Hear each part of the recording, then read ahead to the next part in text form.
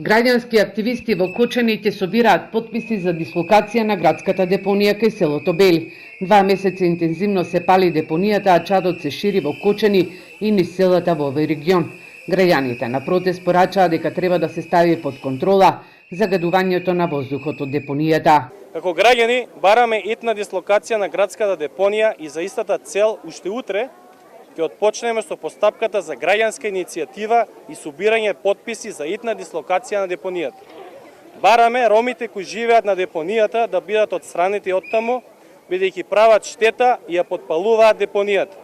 Бараме КЈП Водовод да започне со третманот со алги со цел да се стави загадувањето под контрола, се до моментот на дислокација на депонијата.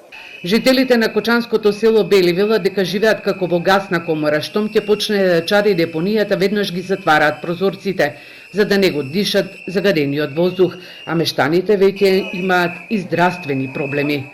Ние сме први на удар кога ќе дојде на кај нас и тоа е страшна главоболка, се осеќа, стварно лоша ситуација. Тука на удар са исто да речеме оди према Ливиче, ни спаѓа доле до Подлак, Кочани го фаќа целиот дел тука да речеме 14-та бригада и пошироко, цела општина е засегната со истото.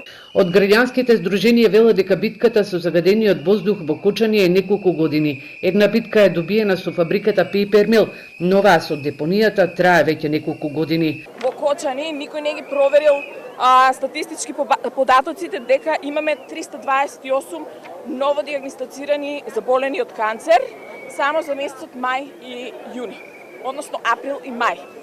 Воедно со жители од 24 до 28.000 ние имаме над 19.000 заболени со респираторни болести. Кочанското јавно предпријатие Водовод неколку пати има реагирано до Министерството за внатрешни работи и Центарот за социјални работи за граѓаните кои живеат на самата депонија.